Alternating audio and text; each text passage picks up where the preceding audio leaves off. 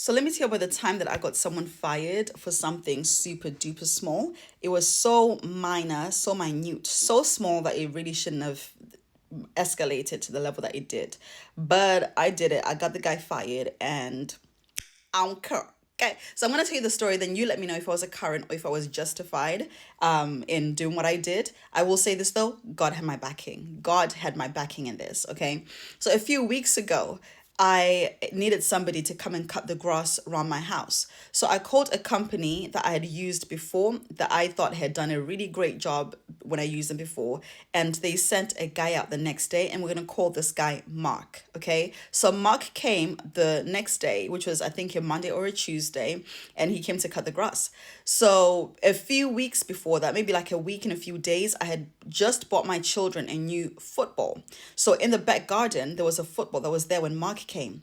So Mark comes, he cuts the grass and he leaves. I pay him and he leaves. But then the next day, after he'd left, mind you, nobody comes into my back garden. The gate is always locked. No one comes in unless I let them in. And as soon as they leave, I lock the gate again. So no one had been around my house except for Mark to do his job, right? So the next day, my kids come home from school and they go in the garden and they're looking for the football to try to have a kickabout. And they notice that the football was sliced open. Obviously, I'm thinking, okay, something must have happened when Mark was, cutting the grass. Like I don't know, something happened and then he damaged the football. But I'm thinking, well, how come he didn't let me know? He should have told me before he left. But whatever, that was fine. So what I did, I texted the Mark's boss, the owner of this gardening company. I texted him and I let him know that, oh, my kid's football has been damaged. It was damaged when Mark came round. Could we work on getting a replacement? So I texted him. A few minutes later, Mark calls me and he's like, what's this I hear about a football?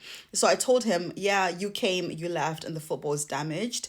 But yeah, accidents happen. It's fine. I was just talking to your boss about getting a replacement. And so Mark immediately goes into defense mode and he starts telling me about how that's impossible, how he could have never done anything like that, how it's impossible for a lawnmower to do that or a trimmer to do that. And I was, and all these other tools that he had used. But I was thinking, like, these are all like it's irrelevant. I don't know what you any of that. It's irrelevant. Okay, I don't know what else you used. I don't know. All I know is the gate was locked. I let you in. You left. I locked the gate. No one else has been round, but the ball is sliced. It was fine before he came. That's all I know. So he didn't apologize or try to figure out what happened. He was just like defense mode. It wasn't me. And I was fine. This conversation there was no raising of voices or anything like that. It was actually just two people talking, right? Until I say something and this guy, he just laughs. And I was thinking, wait, what are you laughing at? Yeah, he just laughs and then he puts the phone down on me. He hangs up on me. Oh, I was fine up until that point. When he hangs up on me, when he puts the phone down on me, oh my gosh, I was fuming. I was so angry. I didn't know what to do because I was thinking the audacity. I'm a paying customer, my guy. What are you talking about hanging up the phone on me? What are you talking about? I was so angry. I literally felt myself go from 0 to 1,000 in that moment because I just thought that was incredibly disrespectful to do to a customer, right? Especially when you're in the wrong. So I just went and I sat down on my stairs. I didn't know what to do. And I texted Mark's boss. And I told him in the text what had happened. And I told him, Mark actually hung up on me. He didn't apologize, didn't acknowledge anything. He just hung up on me. He laughed and hung up on me, which is unfortunate and find quite disrespectful.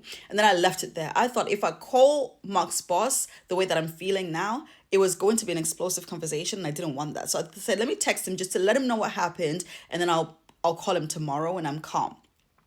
So I didn't know what to do in that moment because I was so angry. And then I remembered someone said that whenever someone does anything to them, they immediately forgive them and then they take it up with God and they wear that person out in prayer. So I said, bet, okay? Literally, I was like, Mark, I forgive you. His name is not Mark, but we're calling him Mark, right? I was like, Mark, I forgive you and I release you into the freedom of my forgiveness. But God, now I'm going to deal with you because I've forgiven Mark. Now I'm going to deal with you, God. I'm going to come to you as your daughter, as your baby girl. I literally was like, God, I'm your baby girl. Remember that. I'm your baby girl. I'm your daughter. You're my dad. You're my father. If anyone messes with my kids the way I go into mommy bear mode, right, and go defend my kids, how much more will you do that for me? I was having this conversation with God, and I was like, God, you promised in your word, you said you're my counsel of defense. You say that you fight against those that fight me, and you deliver my children. These are all promises that are in the word. So I started speaking back his promises to God, reminding him that, God, you said you'll come to my defense. And I was like, God, I'm so angry. You see what this guy's done, and you know I'm not wrong in this situation. And I didn't accuse the guy. I didn't disrespect him. I didn't speak to him crazy, but he hung up the phone on me. He destroyed my property. He laughed at me, and then he hung up the phone on me. And I said, God, what are you going to do about this? At this point, it felt like the enemy was trying me and playing in my face, right? Because I was like, wait, the enemy comes to steal, to kill, and to destroy. It's only a football. But imagine if it was my car. Imagine if it was something that's of greater value, that someone can just come into my home that I've hired, can just come into my home, destroy my property, laugh about it, and hang up the phone on me. No apologies, no acknowledgements. I was like, nah. We're not having that. Then I said, God, I want justice for me, and I want justice for my children, because my children don't have a football now. And it was brand new. They don't have a ball now. And it was brand new. I said, God, what are you going to do about it? I specifically said, God, whatever you see fit in this situation as justice for me and justice for my children, you do that. Because I did not pray gloom and doom over Mark. I didn't even say, God, come against Mark, let him learn his lesson, that to never do that to me again. No. I said, God, I forgive Mark, but you deal with him now. What I expected was for Mark to text me an apology. I'm not gonna lie. I just thought he was gonna, God was gonna work on his heart, and then he was gonna apologize to me and say, yeah, my bad, sorry for hanging up, blah, blah. That's what I fully expected. But God was like, nah, he don't mess with my baby girl. You mess with my baby? Nah. So anyway, I prayed this prayer, right?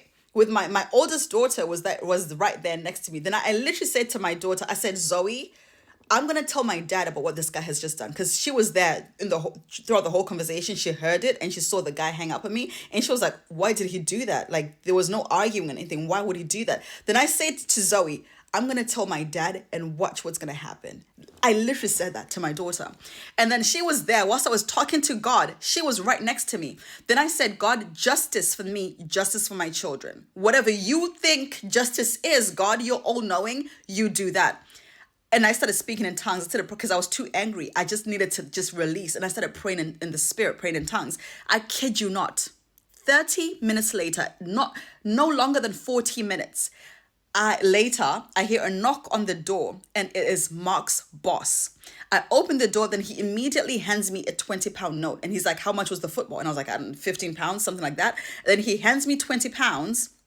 And he says, get your kids another football. Then he says, don't worry about Mark. I've sacked him. I was like, wait, what? I just thought I was going to get it like a text to say, I'm sorry. He said, I've sacked him. You don't have to worry about him again. I fired him, but I'm going to see you in 2 weeks, and I'm going to cut your grass. I remember thinking, what, God, you made the guy get fired? I mean, thank you for, defending me, but what? I just thought you were going to work on his heart and make him send me an apology text. You got the guy fired, God? But anyway, all that to say, listen, God is not a deadbeat dad. He is not a passive father. I was like, you know what, from now on, I'm not even going to go into prayer warrior mode about anything. I'm going to go into little baby girl mode. I'm going to go to my God as a little child, as his daughter, and be like, God, Father, Dad, I'm your baby girl. Remember that. Remember, I'm your baby girl. Like, I just realized I can get more done when I go up to God as a child, as a daughter, than if I try to go up against anything as a prayer warrior. Listen. I said the enemy trying to destroy my property, and God was like, touch not my anointed and do my prophets no harm, honey. Okay, so listen, I hope tell me, was I a Karen? Was I a Karen, or was I justified and just defended by a loving father?